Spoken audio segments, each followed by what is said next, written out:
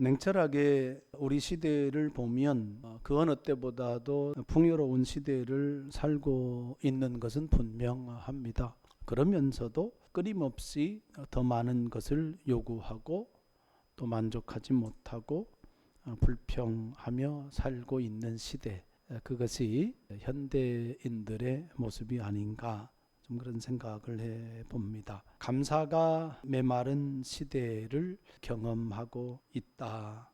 전체적으로 보면 그렇게 평가를 해도 무리는 아닐 듯하다 하는 생각을 좀 해봅니다. 오늘은 맥주 감사 주일로 지킵니다. 77절, 초실절, 오순절, 모세가 시내산에서 십계명을 받은 날, 그때도 맥주절이었고 출애굽에 대한 감사를 그러한 것을 담고 있는 절기가 또 맥주절이기도 합니다. 가나안 땅에 들어가서 농사를 하고 풍요로운 풍성한 추수가 아닌 정말로 끼니 정도 먹을 수 있는 연약한 상황에서의 맥주절을 지키는 그 감사의 모습, 이러한 것들을 우리가 구약적인 측면에서 좀 생각을 해볼 수가 있고요. 신약에서는 이것이 성령 강림 주일과 연결이 되어집니다. 신약 시대를 첫 시작하는 예수님의 왕권이 첫 출발하는 그 기점이 바로 성령 강림절입니다. 그때가 오순절 맥주절이 됩니다. 오늘날 이 맥주절의 의미를 어떻게 살려서 우리가 감사하면서 살아갈까, 그것이 우리의 과제가 되어지는 겁니다. 맥주절을 문자적으로 지킬 수는 없는 거니까, 그러나 맥주절의 의미는 우리가 살려야 되고 또 지키면서 살아가야 됩니다. 그래서 반년 동안의 하나님의 은혜를 기억하면서 사는 것, 그것이 하나의 또 의미가 되어집니다.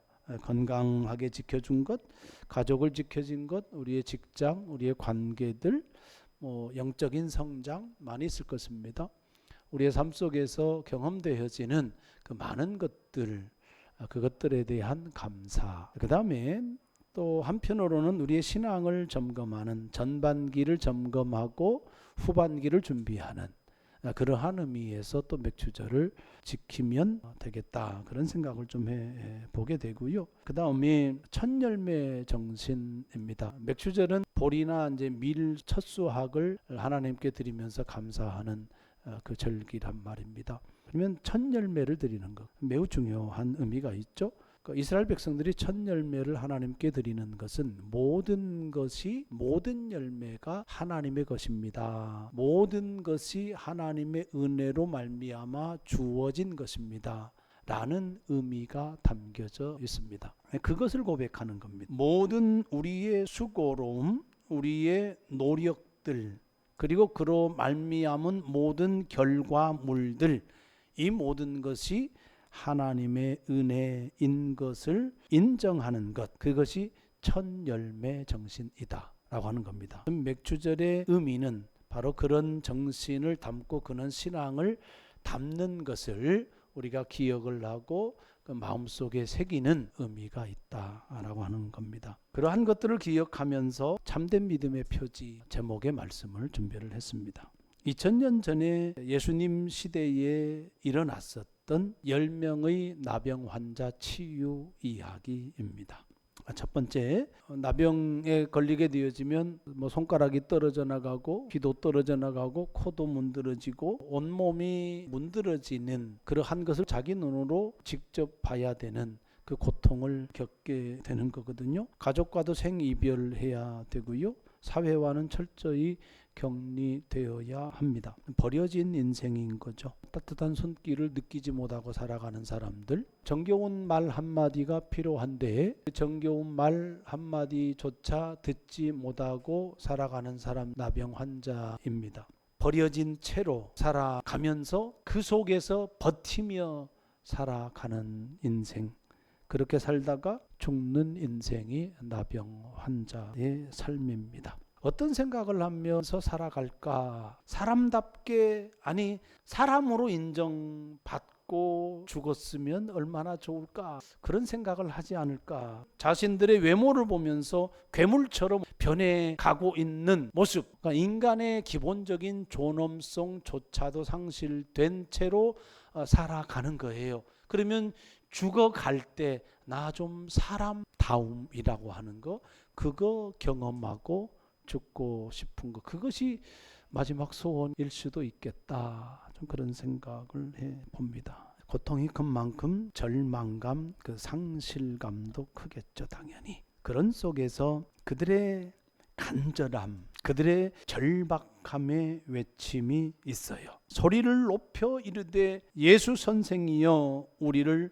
불쌍히 여기소서. 우리를 불쌍히 여겨달라는 외침.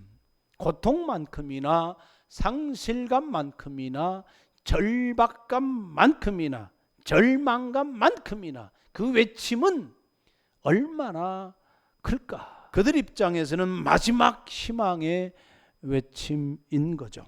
예수님이 외면하지 않고 그들을 보시면서 가서 제사장들에게 너희 몸을 보이라. 아직 병이 낫지 않은 상태에서 그들은 제사장에게로 가는 거예요. 제사장에게 가서 너희의 몸을 보이라 라고 하는 의미는 제사장들이 나병 환자의 치료 여부를 판정할 수 있는 유일한 사람이에요. 예수님은 병이 낫지 않는 상태에서 보낸 거예요. 이 환자들 입장에서는 뭐야 이게, 이럴 수 있는 거잖아요.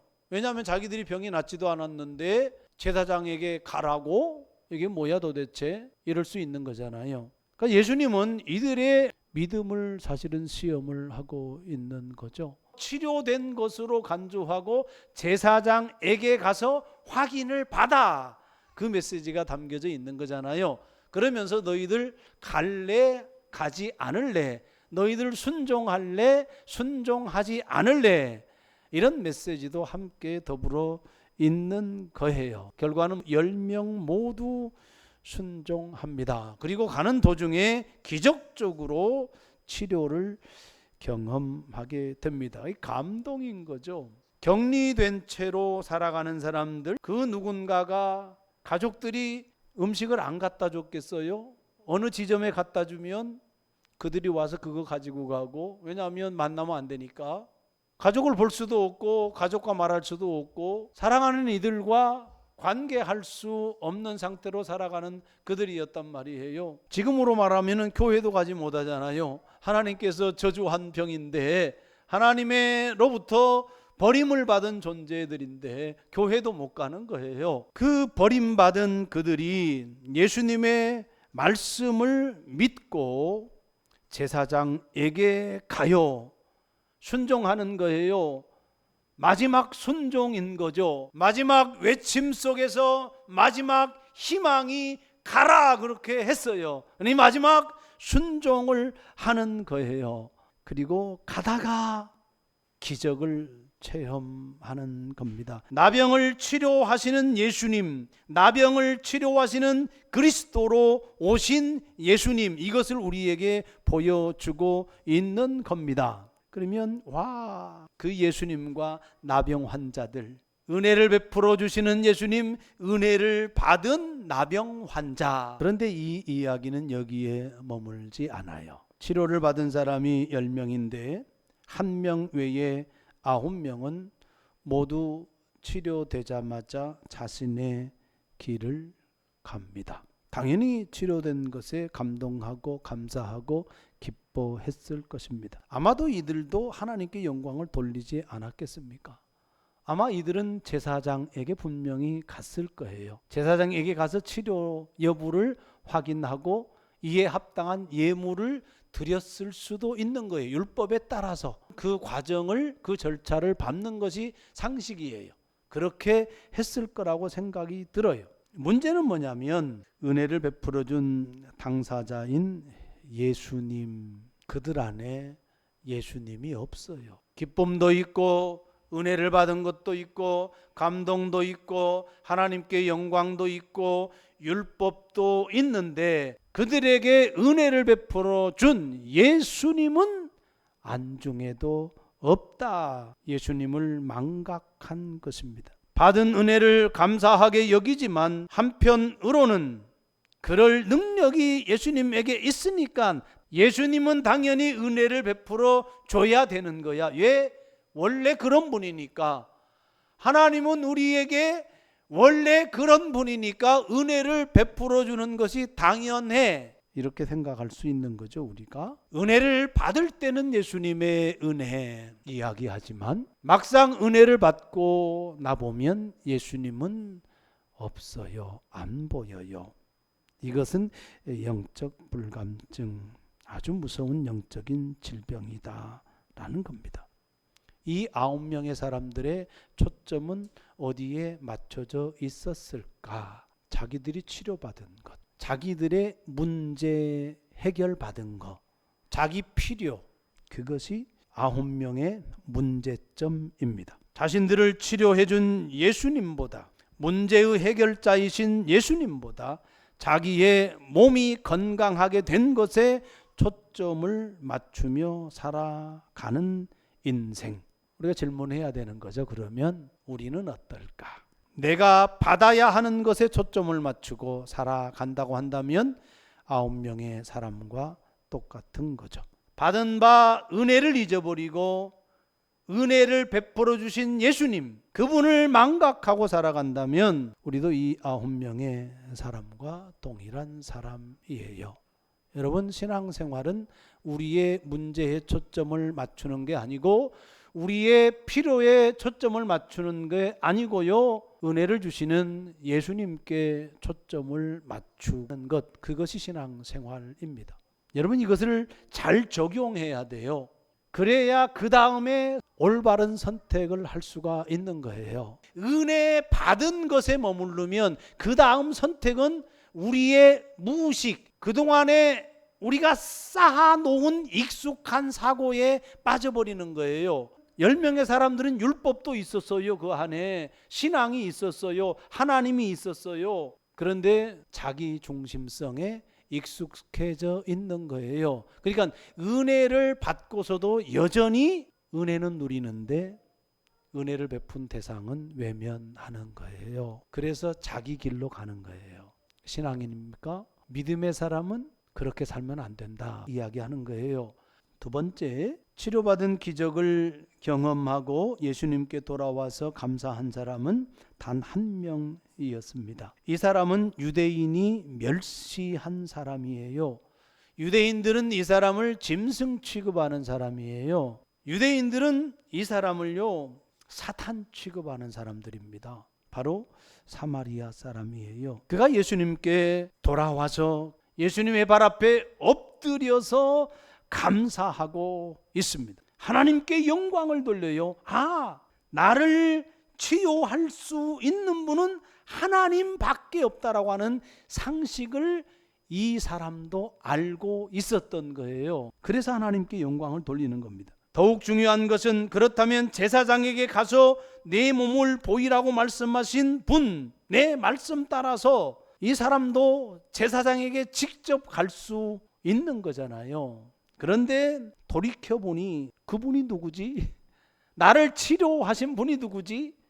제사장에게 몸을 보이라고 하신 분이 누구야? 누가복음의 저자 누가가 말하고 싶은 부분이 바로 이 부분이에요. 제사장에게 가서 네 몸을 보여라 라고 하신 그 분이 도대체 누구인가 라고 하는 겁니다. 예수님의 발 앞에 이 사람이 엎드려서 경외감을 갖고 엎드리는 거죠. 어떤 사람은 겸손하게 엎드렸다 그렇게 이야기를 하는데, 나병 환자 치료받은 사람이 뭐가 있길래 예수님 앞에 겸손해요? 아무것도 아닌 존재잖아요.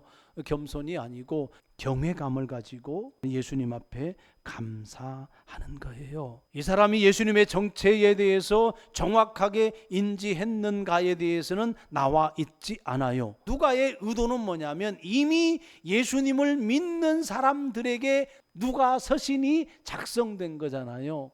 그럼 이미 알고 있는 거예요. 예수님이 하나님의 아들 그리스도라고 하는 사실을 이미 알고 있는 거예요. 독자인 우리가, 지금 2000년이 지난 우리가 예수님이 누구인가를 이미 알고 있는 거잖아요. 예수님은 하나님의 아들이야. 나병을 고치신 분이 누구예요? 하나님의 아들 그리스도. 질병을 다스리시는 그리스도, 나병을 다스리시는 그리스도. 그거 우리가 이미 알고 있는 거란 말입니다. 그러면 저자의 의도가 더 이것을 뛰어넘어서서 얘기하고 싶은 것이 있는 거예요. 은혜를 베푼 당사자에게 직접 가서 감사하는 것, 그것이 도리다. 믿음의 삶이라고 하는 건 감사할 대상이 누구인가를 정확하게 인식하는 거, 그거 중요한 거예요. 좀 이따가 그 부분 더 말씀을 드리고요. 자, 이 사람의 감사의 특징 몇 가지만 말씀을 드리겠습니다. 누가 강요했나요? 9명은 그냥 지나가 버리고 한 사람이 돌아왔다. 그러면 이 사람은 굉장히 용기를 내야 됩니다. 자발적으로 감사하고 있어요. 누가 강요한 거 아니에요. 스스로 선택을 내서 돌아와서 감사하고 있다. 감사라고 하는 건 자발적이어야 된다 하는 겁니다. 자발적인 감사를 할 수 있는 인격을 갖춰야 된다, 그 의미예요. 두 번째, 공개적이에요.